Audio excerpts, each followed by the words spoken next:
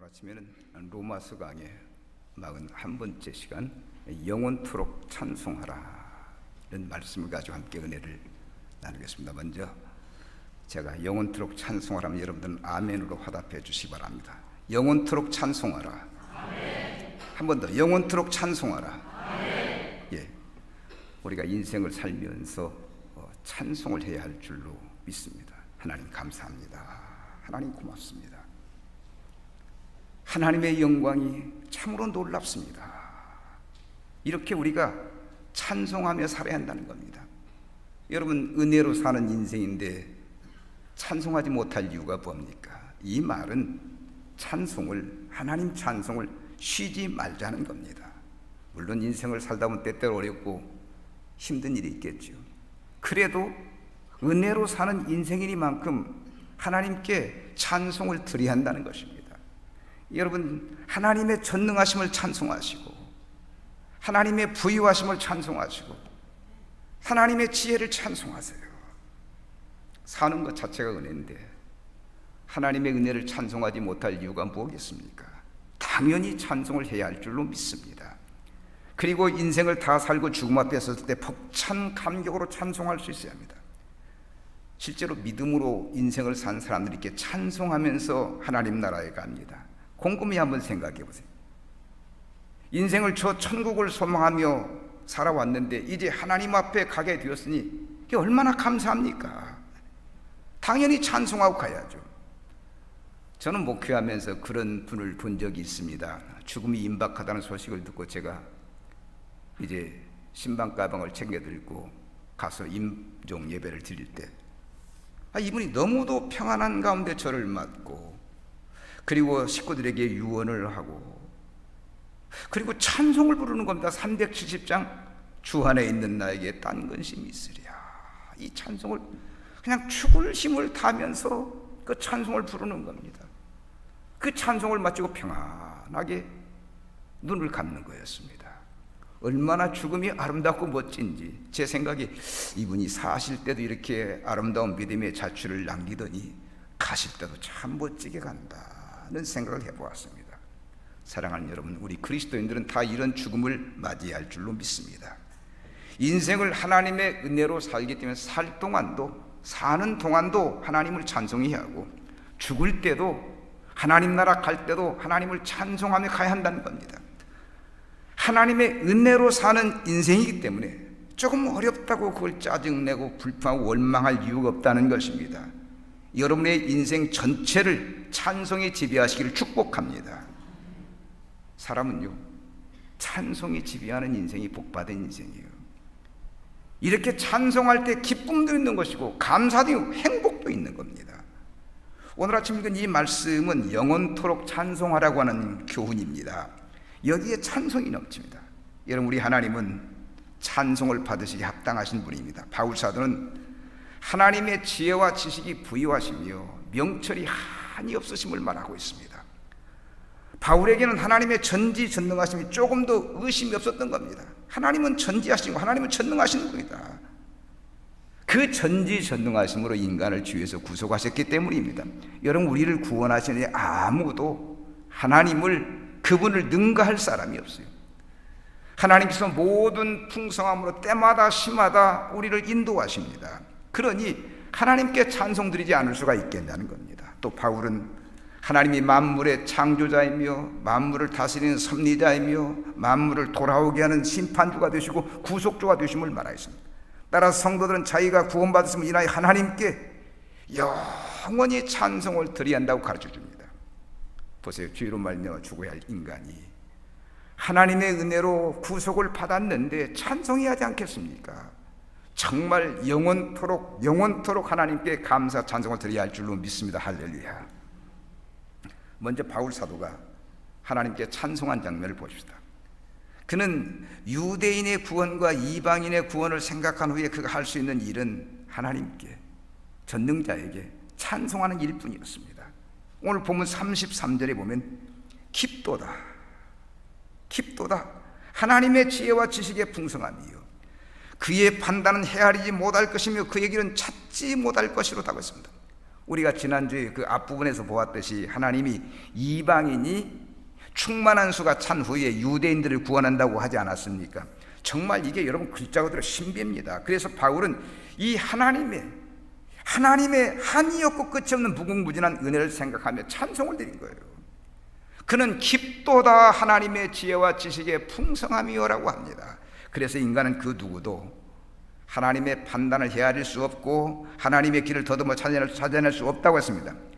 여러분, 참새가 봉황의 뜻을 어찌 알겠습니까? 이 참새가 마찬가지로 인간의 어리석음과 무지함을 가지고 하나님의 전지전능하심을 어떻게 알 수 있겠습니까?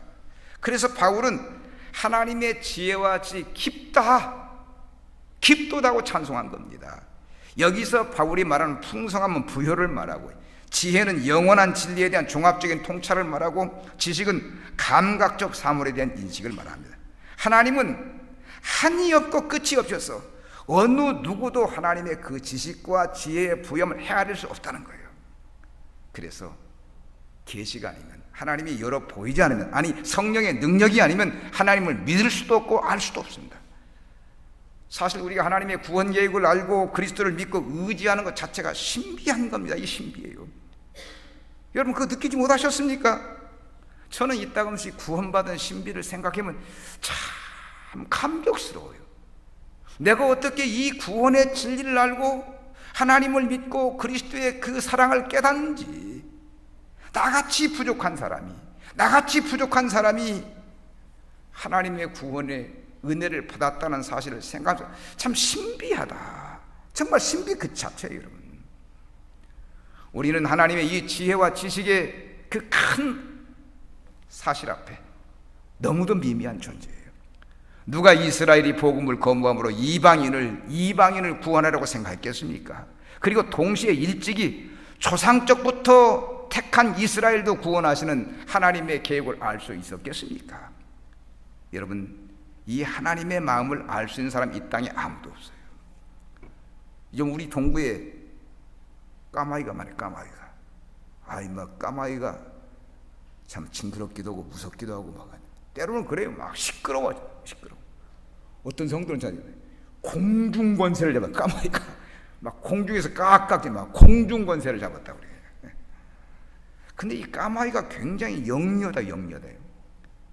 이 까마귀가 부모를 모시는잖아요. 어머니를 섬기는 새라는 거면 이 까마귀가, 그게 얼마나 영리한지, 이 새가 어디다 보금자리를 잡고 어디서 알을 까고 새끼를 키우는지를 모른다는 겁니다. 이게 신비하다는 겁니다. 까마귀도 모르는데 우리가 그 크신 하나님을 어찌 알겠습니까, 여러분? 그래서 우리가 하나님의 뜻, 하나님의 지혜를 생각할 때, 하나님의 섭리를 생각할 때 하나님께 찬송을 드리지 않을 수가 없는 겁니다. 도저히 헤아릴 수 없는 지혜와 지식 때문입니다. 그러므로 인간이 무엇 좀 안다고 그것 가지고 교만하고 우쭐댈 이유가 없다는 겁니다. 여러분, 아무리 인간 과학이 우주시대, 이 광활한 우주시대를 열었다 해도 하나님의 지혜와 지식이 별거 아니에요. 여러분, 우리가 조족지혈이라는 조족지혈, 세 발의 피라는 말을 하는데 정말 세 발의 피밖에 안 되는 것입니다. 여러분, 인간의 하찮은 지혜와 지식을 어떻게 전능하신 전지하신 하나님의 그것과 비교하겠습니까? 미국의 맥도날드 항공기 제조회사의 부사장인 월더 버크시가 있었습니다. 그는 달나라 계획을 해서 아폴로 계획의 예비 단계로 2인승 우주 비행기획의 총책임자였습니다. 저는 우주를 위해서 일하는 분들 보면 대단하다는 생각이 들어요. 우리가 이 지구도, 이 작은 지구도 넓어서 못 가보는 데가 많고 알지 못하는 게 많은데 저들은 우주를 넘느니. 아무튼 이 월더 버크는 우주를 비행할 준비를 하고 있었습니다. 어느 주일 그가 주일학교 아이들을 가르쳐 주실 때 인터뷰 요청이 왔습니다. 기자가 처음 질문으로 그에게 이렇게 말했습니다. 우주선 계획을 지휘하는 위대한 과학자가 하나님을 믿고 그리고 성경을 가르친다는 것이 조금 모순이 되는 거 아닙니까? 이런 식의 얘기를 한 겁니다.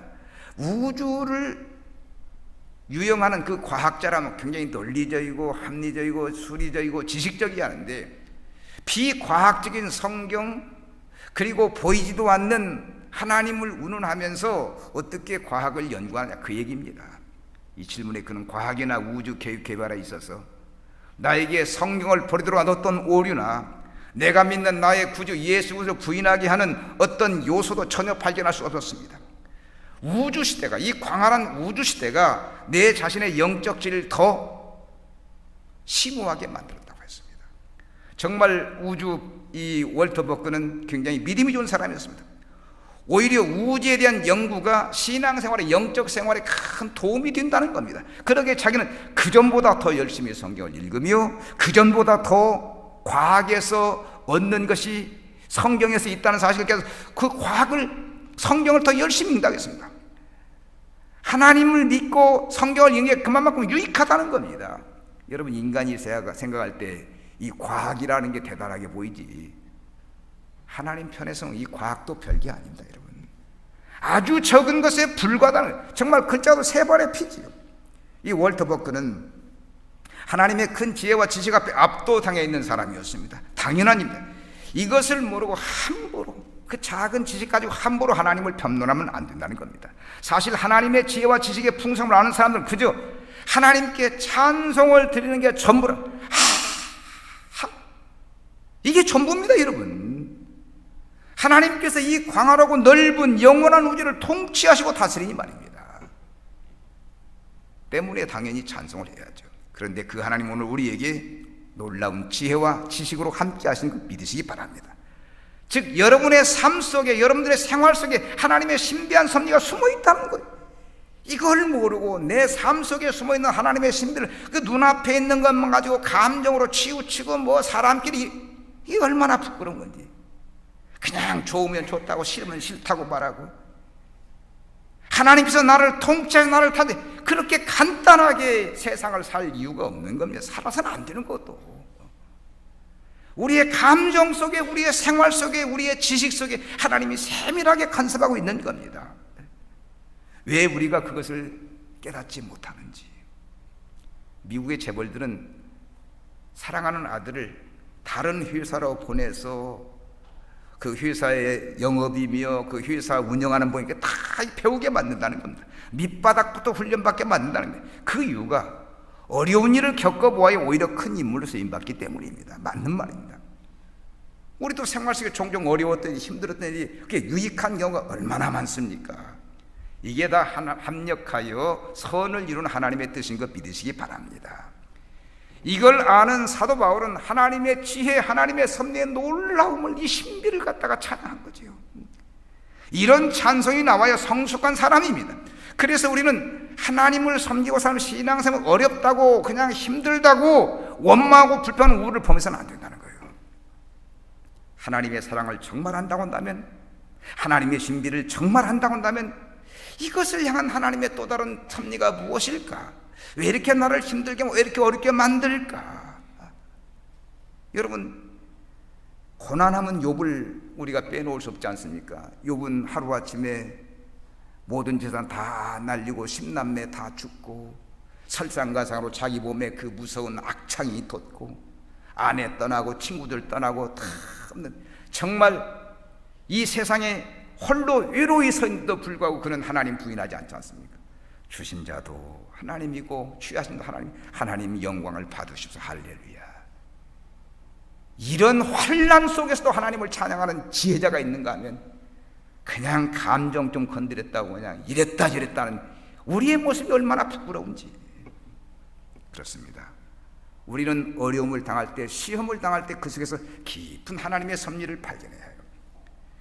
여러분, 인간이 원망하고 미워하고 시기하고 이거 가장 어리석은 모든 것이 다 하나님의 선하신 뜻대로, 공중에 나는 새 한 마리 들어도 하나님의 뜻 가운데 인간의 머리카락까지 헤아리시는 게 하나님의 섭리인데, 그 어려움 속에, 그 문제 속에 하나님의 섭리가 있지 않겠냐? 무조건 찬성해야죠.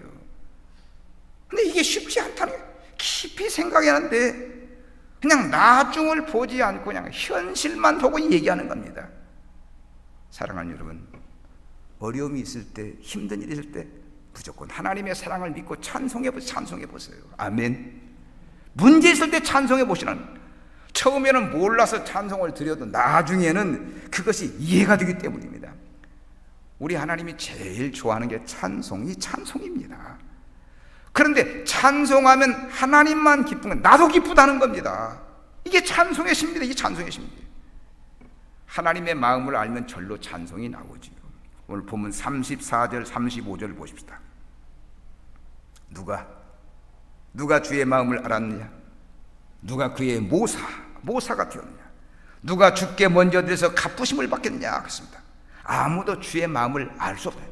그 주님의 그 간절한 마음, 그 신비한 마음을 알 수 없다는 겁니다. 이 세상 누구도 하나님의 뜻이나 마음을 알 수 없다는 겁니다.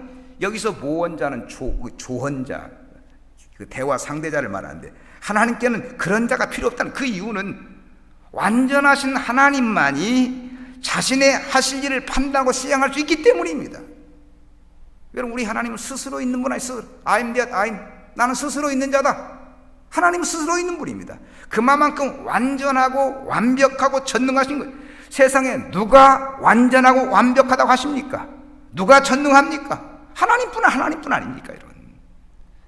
보세요. 하나님은 전지전능하신 분은 모든 걸 할 수 있고 모든 걸 아시는 분입니다. 그래서 무엇을 하실 때 지혜와 지식이 부족해 인간에게 도움을 요청하지 않습니다.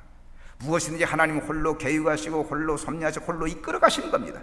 그런 지혜와 지식으로 우리도 한번 택하시면 당신의 뜻대로 이런 환경 저런 환경 좌지우지하면서 이끌어 나가시는 거예요. 얼마나 하나님이 크신 분인지, 이렇게 크신 하나님이 하시는 일 누구도 참견할 수 없습니다. 그냥 모르니까 원망하고 불평하고 모르니까 짜증내는 것이지, 하나님의 큰 섭리를 안다고 한다면 그 누구도 그냥 철로 머리를 숙이는 거죠. 하나님을 찬송하지 않을 수 없는 겁니다. 그런데 하나님의 지혜와 지식을 모르고 자기 뜻대로 한다고, 하나님 이렇게 해주십시오, 하나님 이렇게 해주십시오. 하나님이 이끌어 가시는데 자기 마음도 안 돼, 하나님 이렇게 해도 저렇게 해달라. 그건 아니라는 겁니다, 여러분. 물론 믿음이 어릴 때는 그럴 수가 있겠죠. 하나님이 다 챙겨주시는데 그걸 모르고 못 믿기 때문에. 그러나 믿음이 장사하면 다 맡깁니다. 하나님 알아서 하십시오. 하나님 내 모든 재산 가져가서 하나님 영광 받으시오. 내 10남매 데려가서 하나님 영광 받으시오. 내 몸에 좋습니다. 하나님의 또 다른 뜻이 있겠지요.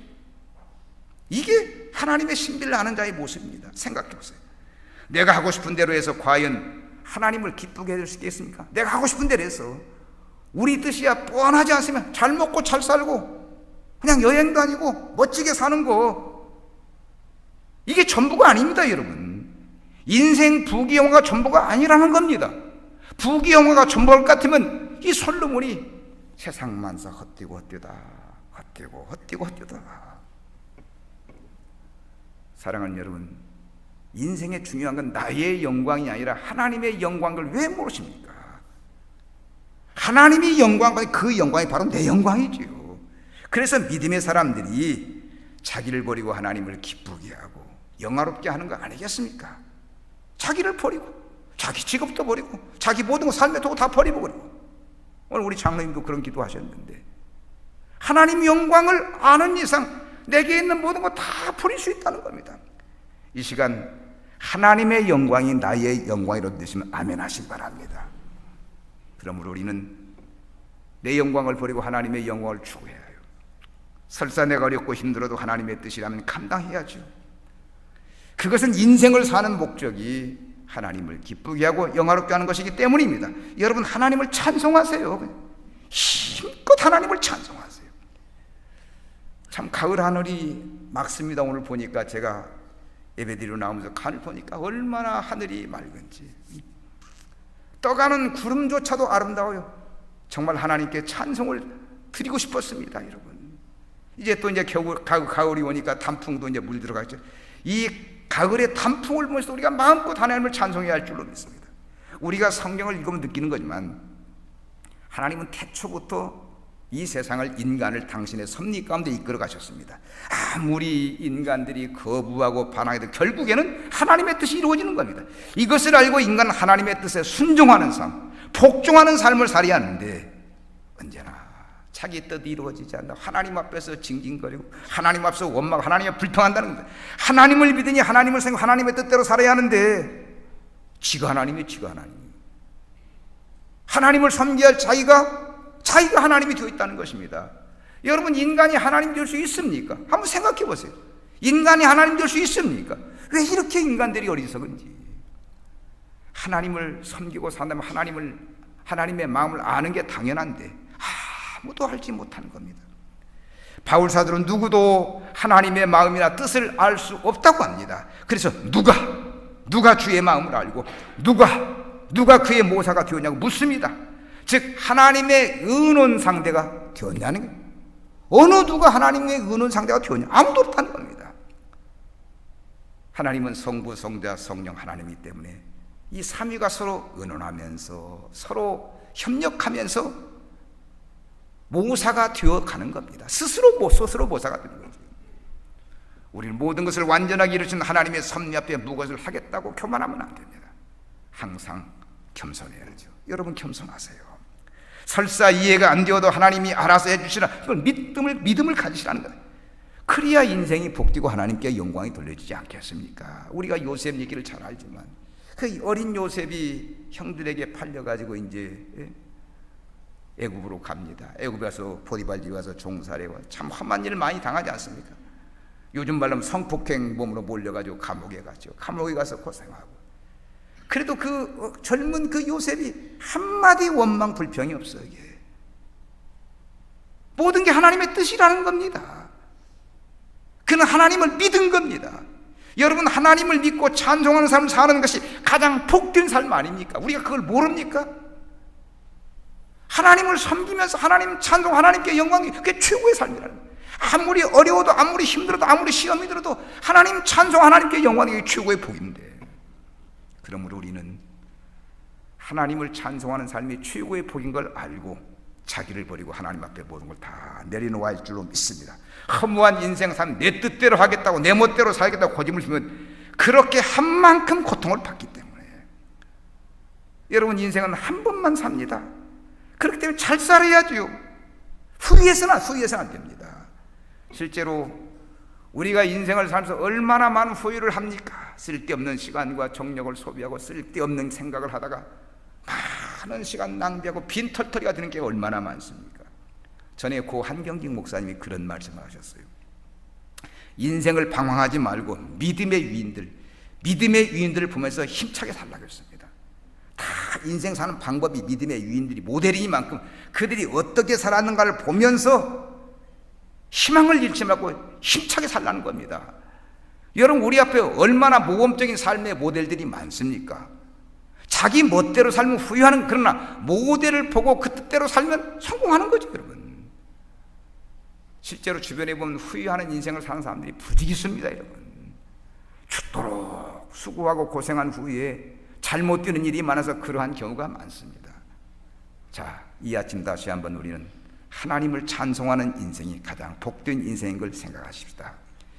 하나님을 찬송하는 인생처럼 행복한 인생이 없어요. 한번 따라서 합시다. 하나님을 찬송하며 살자. 하나님을 찬송하며 살자. 아멘. 믿음의 사람 다윗은 일생 동안 평생을 하나님을 찬양하고 산 사람입니다. 그러나 그에게도 한 번의 오점이 있습니다. 꼭 한 번 하나님을 떠난 적이, 자기 멋대로 산 적이 있습니다.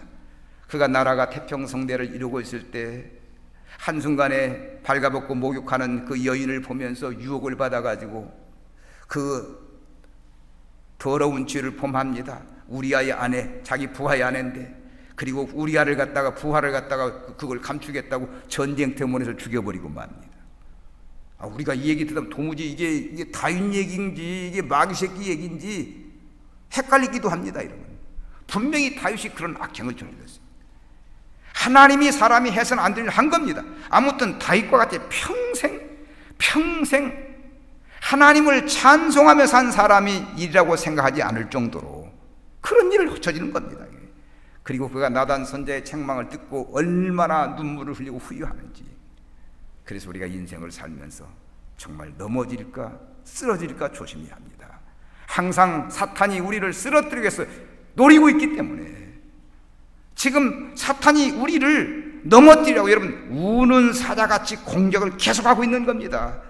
여러분이 그거 다 느끼고 있어야 합니다. 이거 못 느끼면 작은 것에 시험 들고 쓰러지고 넘어지면서 이상한 사람이 이상한 사람.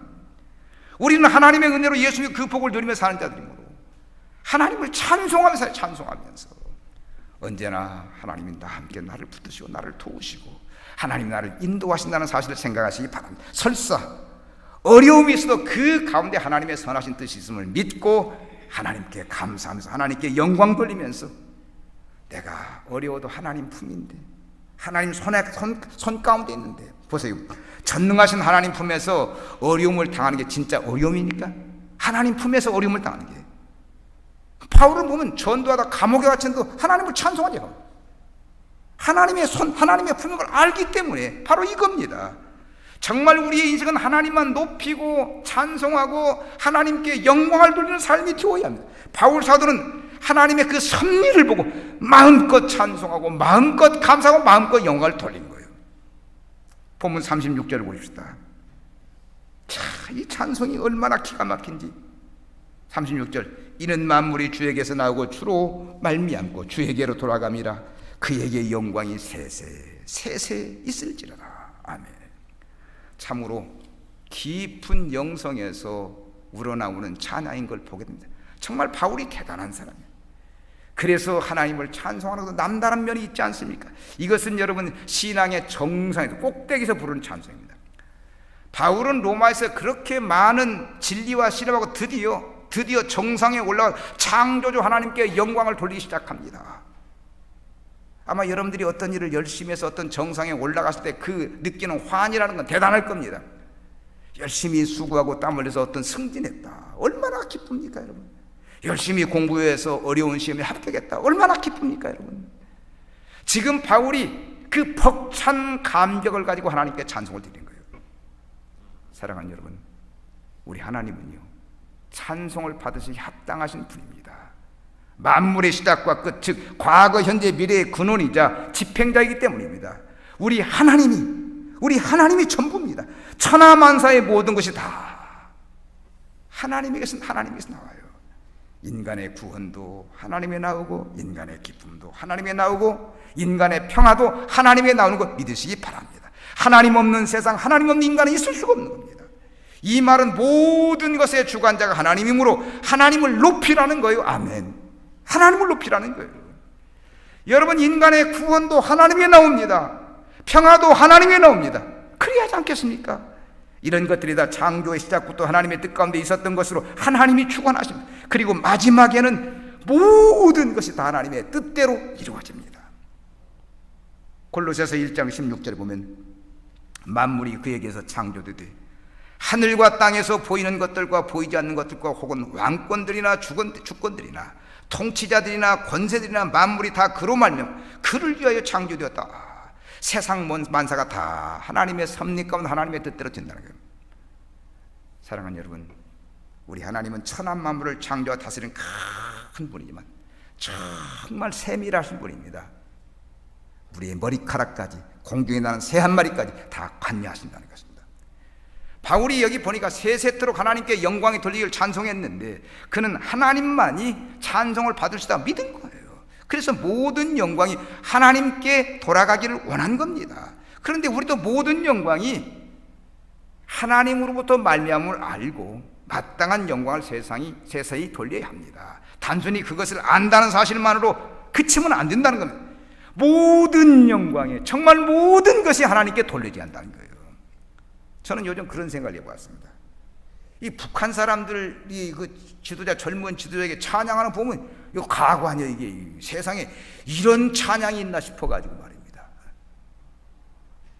그들은 모든 게 다 지도자 동지, 뭐 장군님, 뭐 이런 식 아닙니까, 여러분? 물론 다 쇼라고는 건 알지만 정말 우리가 하나님께 이렇게 모든 영광을 돌려야 한다는 거예요. 아무튼 바울의 이 짤막한 성령 그에게 영광이 세세토록 있을지어다는 말씀이 참으로 감동이 됩니다. 누구든지 이 찬송을 드릴 수 있는 사람이 성숙한 신앙이고 인생의 행복을 아는 사람인 것 믿으시기 바랍니다. 여러분 세세토록 영광을 받으실 분은 하나님 한 분뿐입니다. 할렐루야. 그리고 이 찬송을 할 수 있어야 마음에 쉼이 있는 겁니다. 마음에. 혹시 마음이 늘 불안하고 초조하고 쉼이 없는 분이 있습니까? 그냥 괜히 쫓기고 괜히 불안하고. 사실 키에르케고르의 얘기 들으면 인간의 삶의 터전이랑 삶의 자료는 이 불안입니다. 아니, 괜히 지구가 흔들릴 것 같고 막 무너질 것 같고 그냥 바람에 휩쓸릴 것 같고. 우리가 많은 걸 얻으면 얻을수록 부유해지면 부유할수록 자꾸 불안해집니다.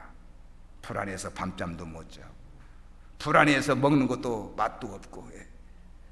이게 치료약인데 그 하나님을 찬송하는 자. 제가 최근에도 한 자매님이 불면증으로 고생하신다고 저한테 기도를 요청해서 기도를 해드렸는데 제가 그렇게 말씀드렸습니다. 찬송하시라고. 하나님을 찬송하시라고. 그냥 이것저것 생각하면 늘 불안하고 초조하니까 아침부터 하나님 감사합니다, 하나님 영광, 자꾸 하나님을 찬송하라고. 그냥 뭐 찬송 부르라니까 370장 뭐 그런 찬송도 물론 찬송이지만 우리 입에서 우리 성령이 주시는 감동으로 부르는 찬송이 진짜 찬송 아닙니까, 여러분? 사랑하는 우리가 인생을 어떻게 살았든지 결론은 하나님께 영광이야. 하나님께 돌려야하는 게. 자신이 잘 살고 못 살고 중요하지 않아요. 오늘 우리가 내가 잘 살고 내가 못 사는 것에 그 포인트가 있다면 강조점에는 하나님 잘못 믿는 겁니다. 설사 나는 어렵고 힘들어도, 나는 가난해도, 나는 병들어도 하나님께 영광을 돌릴 수 있는 그런 믿음이 있다고 한다면 인생을 바르게 살아요. 여러분, 우리는 구원받은 백성 아닙니까? 구원이 뭡니까? 죄에서, 질병에서, 죽음에서 구원받은 거라는 얘기 아닙니까? 인생 나간의 길 다 간 후에 저천국에 갈 시민들 아닙니까? 그러니 우리 같이 행복한 사람이 어디 있습니까? 인생을 찬송하며 살아야죠. 그런데 인류의 역사를 보면 인간은 하나님을 찬송하는 일에 실패하고 말았습니다. 번번이 하나님을 거역하고 반역하고 배반하고 떠납니다. 하나님을 알면서도 하나님께 감사하지 않고 하나님께 찬송드리지 않습니다. 그리고 생각하는 것이 아주 병들고 타락하고 병들고 죽어있는 겁니다, 여러분. 그래서 인간은 하나님의 그 높은 영광에 이르지 못한다는 겁니다. 정말 우리가 거룩하고 구별된 삶으로 하나님께 영광을 돌릴 수 있다면 우리도 그렇게 거룩하고 영광된 자에 이르게 되는 겁니다. 여러분, 우리는 거룩한 하나님의 백성들, 우리가 거룩한 백성들이에요. 우리가 마귀의 자식이 아니지 않습니까? 그래서 하나님이 이룬 그 거룩한 영광에 내가 이르는 건 당연한 거지요. 하나님의 영광을 찬송하면 나도 그 영광에 이른다는 겁니다. 그런데 번번이 하나님을 거역하고 불순종하고 원망하고 불평해서 우리가 그 영광에 어떻게 이릅니까? 우리는 무엇이 바른 삶인가를 알고 오직 믿음으로 살면서 하나님께 영광을 돌리고 찬송해야 할 줄로 믿습니다. 죄로 말미암아 죽을 수밖에 없는 존재지만 믿음으로 나가면 복음을 통해서 영광이 회복되는 거예요. 이게 무슨 말이에요? 하나님이 주시는 모든 영광을 다 누린다는 겁니다. 요즘 그 반려견들이 호강하는 시대. 반려견들, 정말 반려견들이 나보다 나은 것 같아 보니까 좋은 돌침대에서 막 푹 쉬는 매트리스를 깔고 혈압약 먹어가면서 보약 먹으면서 또 유치원 가서 놀다가 막 일편단심 막 개만 위해 사는데 나도 저 집 개가 됐으면 좋겠다 싶을 때가 있어요, 여러분. 얼마나 호강하는지 뭐 그냥 때 맞춰서 운동시키고. 여러분, 반려견이 주인을 잘 맞으면 그렇게 호강하는데 우리는 하나님 잘 맞는 것 믿으시기 바랍니다. 하나님이 우리를 그렇게 알듯 살듯 돌보시는 거예요. 왜 우리가 그 하나님의 큰 사랑을 모르는지 이걸 느끼면 늘 찬송해야 하는데 오늘 우리가 찬송하지 않기 때문에 모든 게 다 막혀버린 겁니다. 하나님과의 관계도 막혀버리고 사랑과의 관계도 막혀버리고 돈도 막혀. 여러분, 찬송해야 만문이 열리고 만문이 열려야 인간과의 관계도 회복되고 만문이 열려야 하나님과의 관계도 통하는 거 아니겠습니까, 여러분? 하나님을 찬송하는 게 그만큼 중요하다. 그만큼. 세상 것 노래 불러봐야 허무하죠. 막 요즘 그 거리 나가 보면 그 할아버지들 막 뭐 그냥 뭐 요즘 그 있잖아요. 운동 나가면 그거 들고 막 다니는데 그런 노래 100번 들어봐야 허무하지. 인생 허무하지. 내 나이가 벌써 이렇게 됐나. 그러니까 내 나이가 어때서? 늙었지 뭐 어떻긴 어때? 사랑하는 여러분, 정말 행복한 인생을 원하십니까? 그러면 어떤 경우에도 하나님을 찬송하세요. 모든 것 다 잃어도 하나님 찬송하세요. 아멘.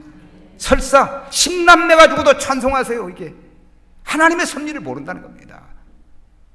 내 몸에 악창이 있어도 찬송해야 한다는 겁니다. 이게 하나님의 섭리.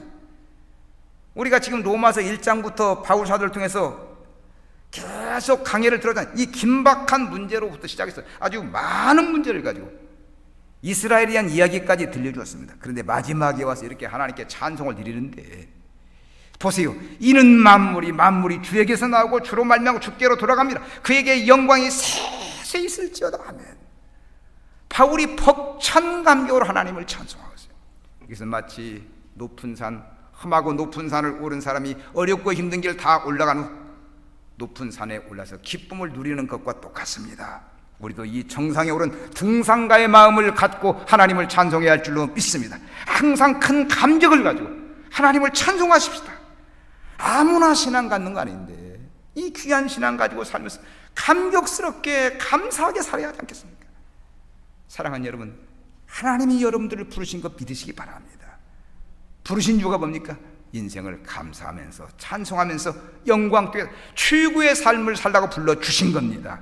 모든 것이 다 하나님의 섭리와 지혜 가운데 되기 때문에 하나님을 찬송하면서 사는 건 마땅한 거예요.